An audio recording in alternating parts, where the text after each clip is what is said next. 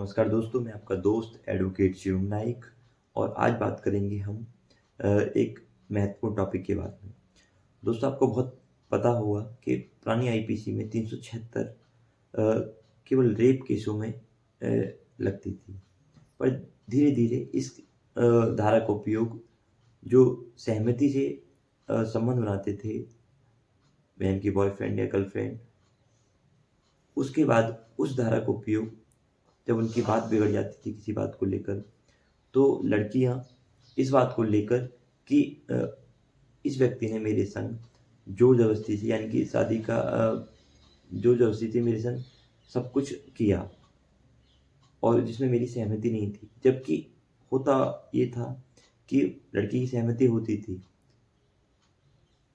पर अब जो नया कानून आया है, भारतीय न्याय संहिता द्वितीय 2023 के अकॉर्डिंग कोई व्यक्ति किसी महिला के संग शादी का प्रॉमिस करेगा या उसको प्रमोशन का वो देगा,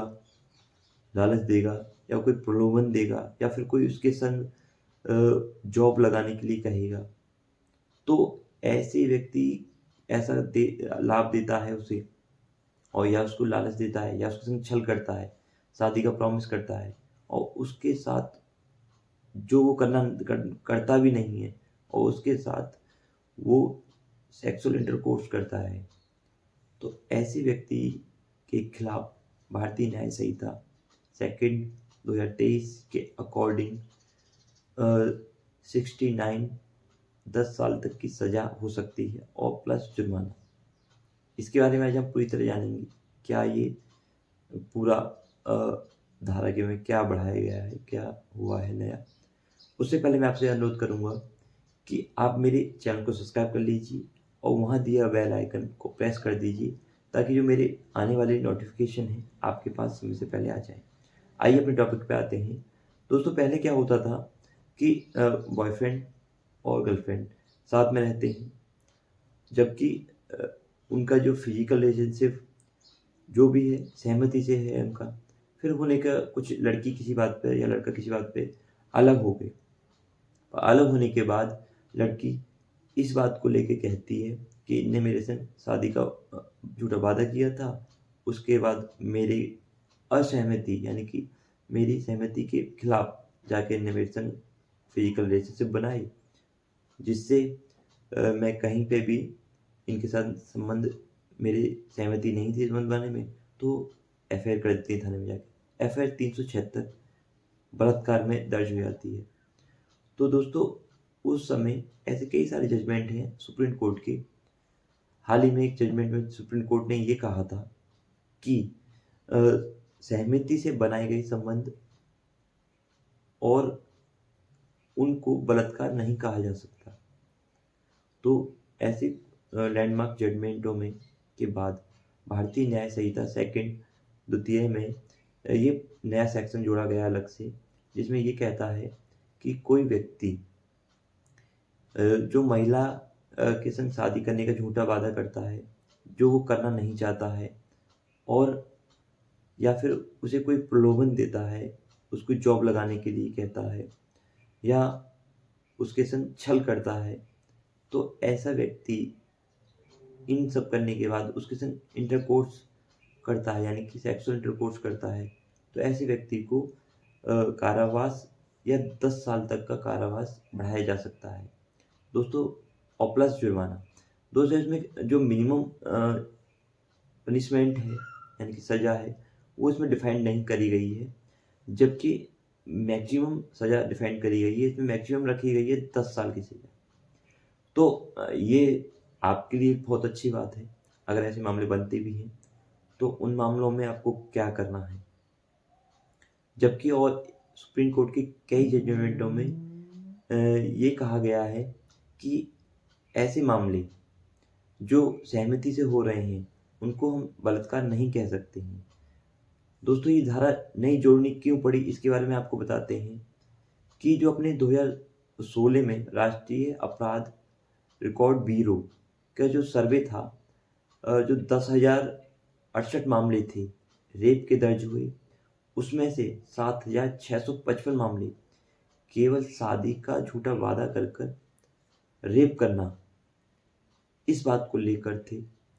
तो आप समझ सकते हैं ये जो नया सेक्शन है क्यों जोड़ा गया और इसकी आवश्यकता क्यों थी। क्योंकि सुप्रीम कोर्ट ने भी कई जजमेंटों में कहा है, प्रॉमिस कर कर और रेप को एक नहीं समझा जा सकता। क्योंकि जब कोई आपके साथ कुछ कर रहा है तो यानी कि आपके पास सहमति थी, पूरी तरीके से सहमति थी, आप उसमें कहीं भी आपकी सहमति कुछ नहीं थी। और कई जजमेंटों में ये भी कहा गया है, अगर आपके पास अगर शादी कोई फॉल्स प्रॉमिस करता है, आप इंटरकोर्स करते हैं, फिर उस संबंध में यानी कि जो आपका जिससे संबंध है किसी व्यक्ति से या किसी लड़के से, उस संबंध में आप लगातार बने रहते हैं, कंटिन्यूअसली चलता रहता है आपका रिलेशनशिप, तो कहीं ना कहीं आपकी भी जिम्मेदारी है कि आप उस रिलेशनशिप को आपने ब्रीच क्यों नहीं किया, इतने समय तक आप उस रिलेशनशिप को क्यों आगे फॉलो करते रहे। तो ऐसे कई सारे जजमेंट हैं जिनमें सुप्रीम कोर्ट ने ये नहीं माना है कि सहमति से एक बार सेक्सुअल इंटरकोर्स हो गया और आप उसके पास बाद में जाके 376 बलात्कार रेप का केस लगा देते हैं। तो इसलिए भारतीय न्याय संहिता में जो नया सेक्शन जोड़ा गया वो इसलिए जोड़ा गया कि क्योंकि एक चौथाई मामले ऐसे आ रहे थे जो केवल फॉल्स मैरिज या झूठा प्रमोशन या प्रलोभन देकर शादी का प्रमोशन या रोजगार या कुछ देकर रेप करना था, जबकि वो मामला अलग है रेप और जो ये मामला अलग है। इसलिए भारतीय न्याय संहिता द्वितीय में इस सेक्शन को जोड़ा गया। अब दोस्तों बात करते हैं अब इसका बचाव क्या है। अगर आपके साथ ऐसा होता है तो आप एक चीज़ का बचाव ध्यान जरूर रखिए, आप किसी से रिलेशनशिप में हैं तो आप उससे इस चीज़ का एविडेंस या रिकॉर्डिंग या फिर कोई स्क्रीनशॉट या कोई चैट, किसी भी प्रकार की चैट को एज अ एविडेंस के रूप में संभाल कर रखें। क्योंकि भारतीय साक्ष्य अधिनियम 2023 में ये एविडेंस आपके सहयोग दे सकते हैं। हालांकि अभी भारतीय न्याय संहिता लागू नहीं हुआ है, पर बहुत जल्द ही ये लागू हो जाएगा। आपको मैं बता दूं, अगर आप किसी रिलेशनशिप में हैं तो उससे ये टेक्स्ट मैसेज करवा लें या ईमेल करवा लें या कॉल रिकॉर्डिंग वीडियो रिकॉर्डिंग में उससे सहमति ले लें कि जो आप रिलेशनशिप में हैं, किसी लालच को देखकर नहीं आप उसके रिलेशनशिप में आए, आपने कोई फॉल्स शादी का प्रॉमिस नहीं किया है उसे, ना ही आपने उसे किसी प्रमोशन का प्रॉमिस किया है, ना ही आपने कोई अपनी आइडेंटिटी छुपाई है। तो दोस्तों अगर आपने ये सब नहीं किया है तो इसका as a evidence, electronic evidence आप रख सकते हैं अपने पास, और जो नई धारा है इससे बच सकते हैं। क्योंकि बहुत आगे देखा जाता है कि इन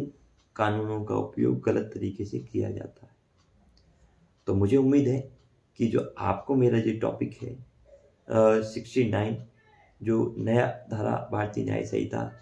सेकंड में जोड़ी गई है, इसके बारे में आपको समझ में आया होगा। अगर आपको किसी और मामले में जानकारी चाहिए तो मेरे चैनल को सब्सक्राइब कर लीजिए।